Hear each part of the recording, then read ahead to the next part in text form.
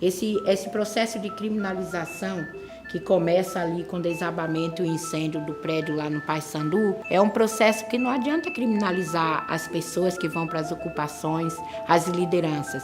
Tem que se criminalizar uma austeridade econômica que o Brasil vive e a falta de vontade política que os governantes têm de fazer a política pública. Criminalizar a Dona Carmen é criminalizar as ocupações que deram certo. Eu sou uma mãe de 8 filhos, eu vim para São Paulo na década de 90.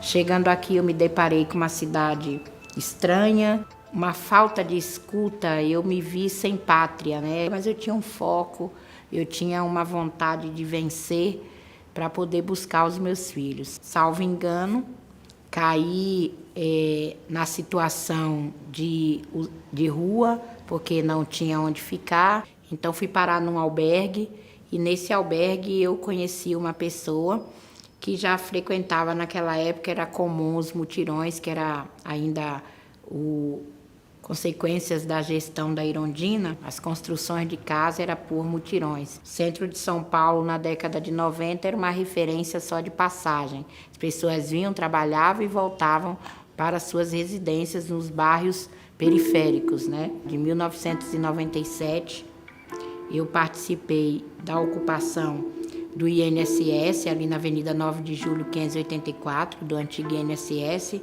Na época foi uma das ocupações mais emblemáticas, foi a maior ocupação vertical da época. Ali eu fiquei mais ou menos uns 7 meses, até conseguir individualizar o meu espaço. E na ocupação 9 de Julho morre a Carmen, individualista, a Carmen que pensava no eu, no meu, é o meu filho, é minha vida, é meu emprego, é tudo eu. Morre essa Carmen, nasce uma Carmen que pensa mais no coletivo, que vê que é com a união que eu iria conseguir tudo. Oi. Pessoal, boa noite! Então, pessoal, é hora da gente estar unido. É hora de nós estarmos juntos. Em 1998 eu arrumei um emprego aqui na região central mesmo, e aí eu comecei a participar de toda a vida ativa de São Paulo. Então aquela sensação de que eu não pertencia a São Paulo, comecei a ver que eu poderia ser uma cidadã de fato de São Paulo, uma cidadã paulistana, independente de onde eu tivesse nascido ou não. Se eu fosse pagar aluguel naquela época, de 97 a 2003, eu não traria os meus filhos e não teria condição de colocar o que comer dentro de casa, porque tem essa grande diferença. A pessoa que paga o aluguel, ela paga o aluguel e muitas vezes não come. Quando a gente ocupa prédios ociosos, sem função social da propriedade, prédios que estão vazios há muitos anos, muitas vezes devedores de IPTU, cheio de lixos. Nós, quando ocupamos, a gente está fazendo uma prestação de serviço até mesmo para o Estado e para o entorno, porque um prédio vazio, ele é um problema de saúde pública. O MSTC, que é o Movimento Sem Teto do Centro, do qual eu coordeno, tem mais de 3.000 famílias já atendidas definitivamente. E eu acho incrível que só agora aparecem pessoas dizendo que eu extorqui, dizendo que eu peguei dinheiro.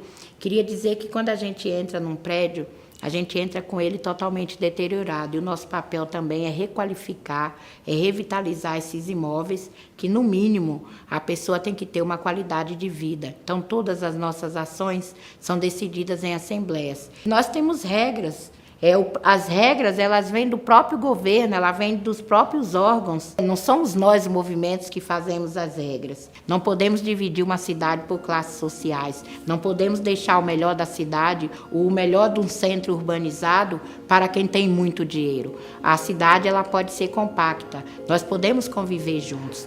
E já provamos isso. Nós podemos conviver com o trabalhador de menor renda, a classe média, a classe média alta, com o comércio, com as escolas, com as igrejas, com todo mundo junto. O centro urbanizado, ele tem que ser compacto, não adianta empurrar a população para a periferia da periferia. E deixo até aqui um apelo. É justo as famílias de menor renda serem empurradas para as áreas de mananciais, né, acabando com os leitos dos rios, né, com as nossas represas? Aí ninguém condena. Agora, ocupar os prédios vazios que estão servindo à especulação imobiliária, quanto mais deteriorado fica, mais valorizado fica, isso aí é ilegal, isso aí tem que ser criminalizado, isso aí tem que ser preso. Então, gente, eu faço aqui um grande apelo.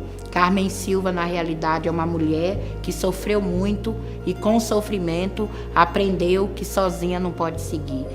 Com sofrimento eu aprendi que a minha dor não é maior do que a do outro. Então eu tenho que viver no coletivo e esse é o meu papel, organizar o maior número possível de trabalhador de menor renda para que juntos a gente lute pela casa digna, pela comida na mesa, para que a criança tenha o direito de ir à escola, né? Para que tenhamos uma boa convivência. Além de ter uma boa convivência, a gente também usufruir do que o Estado tem obrigação para com o seu cidadão. Quer moradia, quer transporte, quer saúde, quer educação, quer lazer, quer cultura.